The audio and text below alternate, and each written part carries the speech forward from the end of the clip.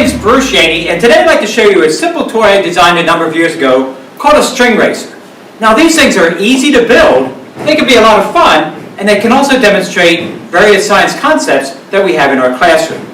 So all I have to do is wind up the rubber band that's inside, and I'm going to attach it to this holder that's on this long string.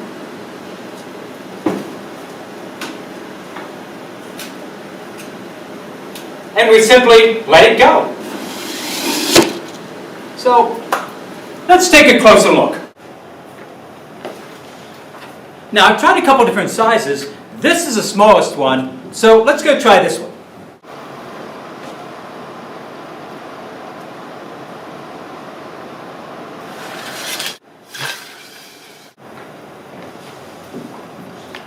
And here's the largest one I've built. This one I have to be careful of. If I catch my fingers in that blade, this one can hurt.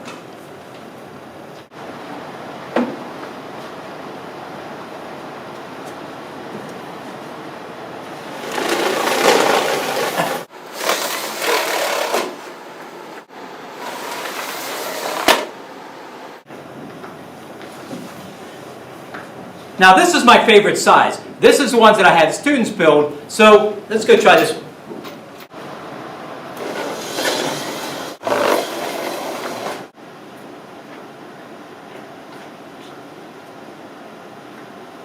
Now, let's take a look and see how to build these. Now here's the pattern for the body. It's made on heavy stock paper. And here's the pattern for the fins. This is a set of 3. Now let's start by cutting out one of those sections for the fins. It's got a series of dotted lines on it. Those dotted lines represent folds.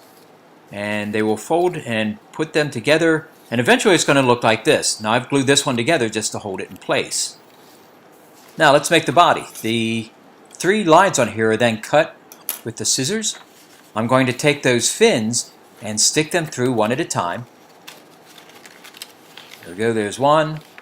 And the second one, there we go, and get the third one through. Now that I have all 3 of them through, straighten them out. Now I'm going to roll this up, and this is going to form the body. I can either tape this, or better yet, glue it. And when it's glued and held together, it's going to look like this.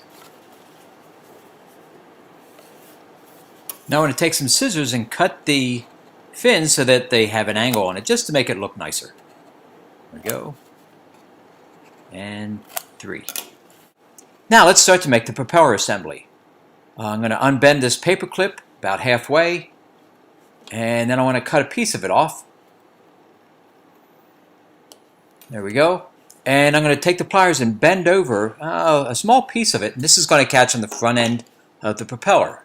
Now we'll put the propeller on the wire, twist it through, and the next thing I want to add is a small bead. That's just going to keep the propeller away from the cap itself as a spacer.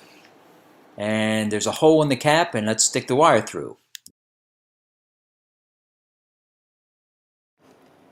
Now at the other end of the wire, we're simply going to bend it over, and that's going to catch the rubber bands.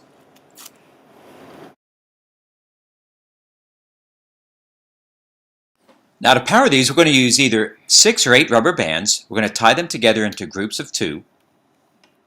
There's one, and I have 3 more sets here. And we're going to attach them to a paper clip that has a string attached to the one end. The other end goes to the propeller assembly. And I'm going to feed this through that tube using the long string. There we go.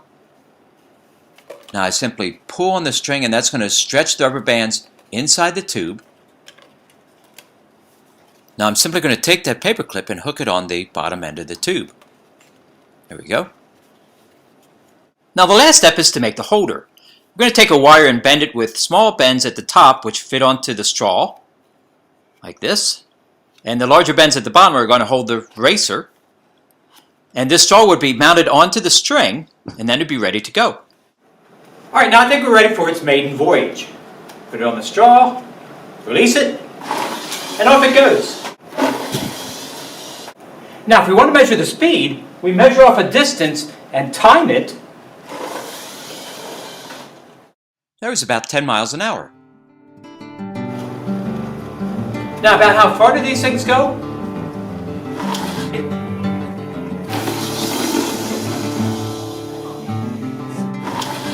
Our best distance has been about 85 feet.